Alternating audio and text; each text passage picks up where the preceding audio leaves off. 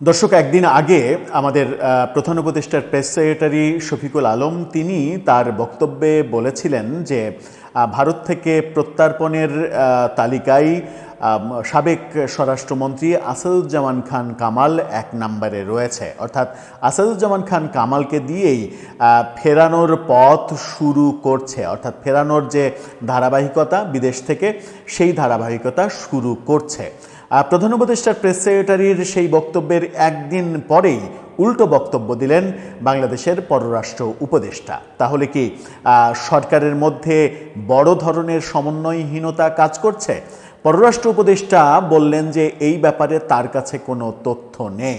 যেহেতু এটা কূটনৈতিক ব্যাপার, পররাষ্ট্র মন্ত্রণালয়ের ব্যাপার, সেহেতু পররাষ্ট্র মন্ত্রণালয়ের কাছেই যদি কোনো তথ্য না থাকে তাহলে তথ্যটা প্রধান উপদেষ্টার প্রেস সেক্রেটারির কাছে গেল কিভাবে? চলুন একটু জেনে দেখি গেল কিভাবে যেতে পারে, নাকি অতি উৎসাহী হয়ে বক্তব্যটা দিয়েছিলেন তিনি। সেই আলোচনাই করে বোঝার চেষ্টা করবে এই ভিডিওতে। থাকবেন পলিটিক্স টিভির নিয়মিত আয়োজনে।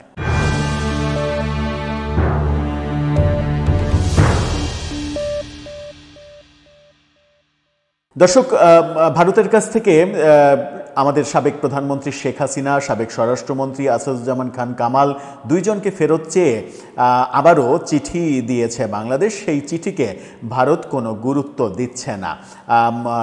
তাদের পররাষ্ট্র মন্ত্রণালয়ের মুখপাত্র জসওয়াল, তিনি রণধীর জসওয়াল, তিনি সাংবাদিক সম্মেলনে বলেছেন যে এই ব্যাপারটা তারা পরীক্ষা নিরীক্ষা করছে। কিন্তু ব্যাপারটার ক্ষেত্রে বলাই যায় যে দিল্লি আসলে বহুদূর। ভারতের যে অবস্থান, সেই অবস্থান স্পষ্ট অবস্থানই এখন বোঝা যায় যে ভারত শেখ হাসিনাকে কিংবা আসাদুজ্জামান খান কামালকে ফেরত দেবে না।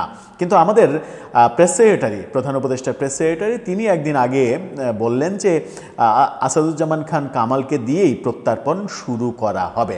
অর্থাৎ কামালকে ফেরত পাচ্ছেন, এই আত্মবিশ্বাস তার ওই বক্তব্যে আমরা শুনতে পেয়েছিলাম। কিন্তু একদিনের মাথাতেই আমরা পররাষ্ট্র উপদেষ্টার ভিন্ন কথা কেন শুনছি?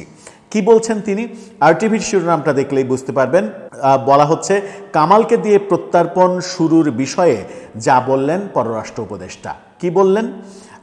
ভারতে অবস্থানরত মানবতাবিরোধী অপরাধের মামলায় মৃত্যুদণ্ডপ্রাপ্ত সাবেক স্বরাষ্ট্রমন্ত্রী আসাদুজ্জামান খান কামালকে দিয়ে প্রত্যার্পণ শুরু করার কথা জানিয়েছিলেন প্রধান উপদেষ্টার প্রেস সেক্রেটারি। তবে সাবেক স্বরাষ্ট্রমন্ত্রীকেই যে প্রথমে প্রত্যার্পণ করা হবে এ ধরনের কোনো তথ্য নেই বলে জানিয়েছেন তৌহিদ হোসেন পররাষ্ট্র উপদেষ্টা। তিনি বলেছেন যে এই তথ্য আমার জানা নেই।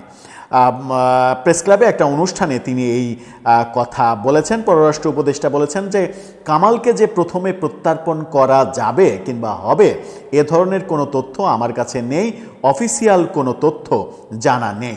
এর আগে আমরা দেখলাম যে শুক্রবার সামাজিক যোগাযোগ মাধ্যমে ফেসবুকে পোস্ট দিয়ে প্রেস সচিব শফিকুল আলম বলেছেন, শুরুতেই আসাদুজ্জামান খান কামালকে প্রত্যার্পণ করা হবে, এরপর একে একে অন্যদের ফেরানো হবে। গত বছর জুলাই অভ্যুত্থানে মানবতাবিরোধী অপরাধের মামলায় গত 17 নভেম্বর সাবেক প্রধানমন্ত্রী শেখ হাসিনা এবং আসাদুজ্জামান খান কামালকে মৃত্যুদণ্ডের আদেশ দেওয়ার পর ভারতের কাছে বাংলাদেশ আবারও চিঠি দিয়েছে তাদের দুজনকে ফেরানোর জন্য। এর আগেও আমরা দেখেছিলাম গত ডিসেম্বরে চিঠি দিয়েছিল একবার বাংলাদেশ শেখ হাসিনাকে ফেরত নিয়ে পাঠানোর জন্য, কিন্তু ভারত তাতে কর্ণপাত করেনি। এবারের চিঠিতেও ভারত কোনো কর্ণপাত করছে না এবং ভারতের বিভিন্ন রকমের বক্তব্যে, বিভিন্ন পর্যায়ের বিভিন্ন বক্তব্যে এটা স্পষ্ট হচ্ছে যে ভারত বর্তমান সরকারের সঙ্গে কোনো ধরনের কোনো নেগোসিয়েশনে যেতে চায় না। অর্থাৎ বাংলাদেশের বর্তমান অন্তর্বর্তীকালীন সরকারকে ভারত সমর্থনই করছে না। যখন এই সরকারকে ভারত সমর্থনই করছে না, তখন এই সরকারের হাতে কাউকে তুলে দেয়া, আবার হিউম্যান রাইটস ওয়াচ পর্যন্ত যখন বলেছে যে ভারতের এমন কোনো দেশের হাতে তাদেরকে তুলে দেওয়া উচিত হবে না যেখানে মৃত্যুদণ্ডের ঝুঁকি রয়েছে, কিংবা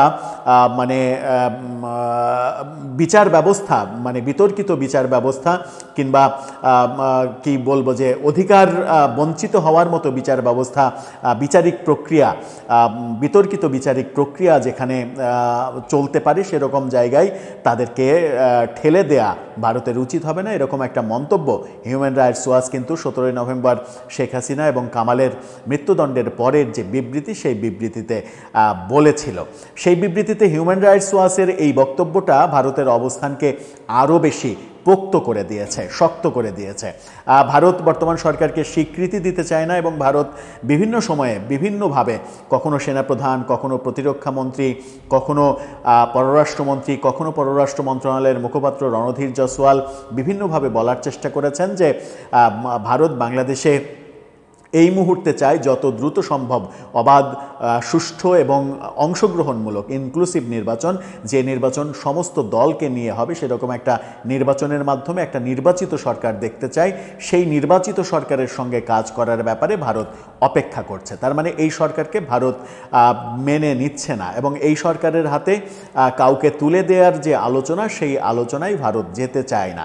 বিভিন্ন দিকে এর আগেও বিবিসি বাংলা নিশ্চিত করেছিল যে ভারত শেখ হাসিনাকে কিংবা কাউকেই, মানে দণ্ডিত কাউকেই ফেরত দেবে না বাংলাদেশকে, অন্তত এই সরকার থাকাকালীন সময়ে এই ধরনের কোনো আলোচনাতেই তারা বসবে না, এরকমটা বিবিসি বাংলা নিশ্চিত করেছিল। এর মাঝে আমরা দেখেছি আমাদের নিরাপত্তা উপদেষ্টা ডক্টর খলিলুর রহমান ভারত সফর করেছেন।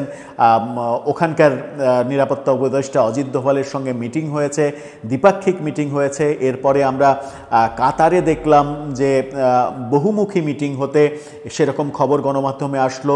সেখানে ভারত, আমেরিকা এবং বাংলাদেশ ত্রিপক্ষীয় মিটিং হলো এবং তার মধ্যস্থতা করলেন কাতারের সাবেক ইন্টেলিজেন্সের প্রধান।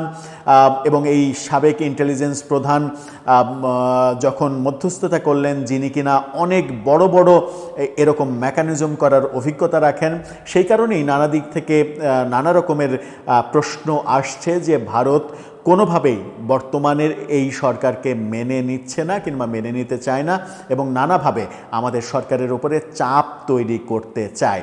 সেই চাপগুলো কি কি সেটা হয়তো আস্তে আস্তে আমরা বুঝতে পারবো, টের পাবো। এরই মাঝে ভারত অনেকগুলো সিদ্ধান্ত নিয়েছে। ট্রান্সশিপমেন্ট চুক্তি বাতিল করেছে, স্থলবন্দর দিয়ে মাল আনা নেওয়ার ব্যাপারে অনেক বিধিনিষেধ জারি করেছে, ভিসা বন্ধ করেছে, সীমান্তে চিকেন নেকের এলাকায় 3টি সামরিক ঘাঁটি তৈরি করেছে।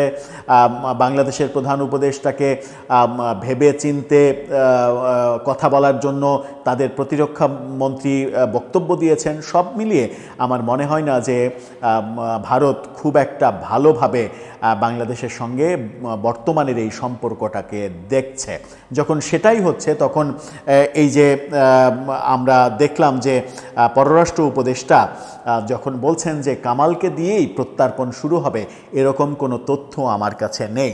যখন পররাষ্ট্র উপদেষ্টা এটা বলছেন, তখন এই প্রশ্নটা তো আসতেই পারে, তাহলে প্রধান উপদেষ্টার প্রেস সেক্রেটারি কোন তথ্যের ভিত্তিতে বললেন একদিন আগে যে কামালকে দিয়ে প্রত্যার্পণ শুরু হবে? সেটা একটা বড় প্রশ্ন।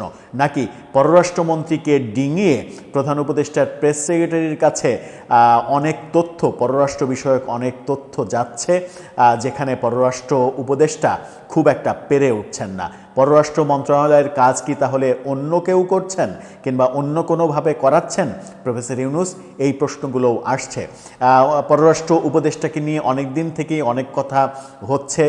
পররাষ্ট্র মন্ত্রণালয়ের অনেক কাজ নিরাপত্তা উপদেষ্টা ডক্টর খলিলকে দিয়ে করানো হচ্ছে, এরকমটাও আমরা শুনেছিলাম।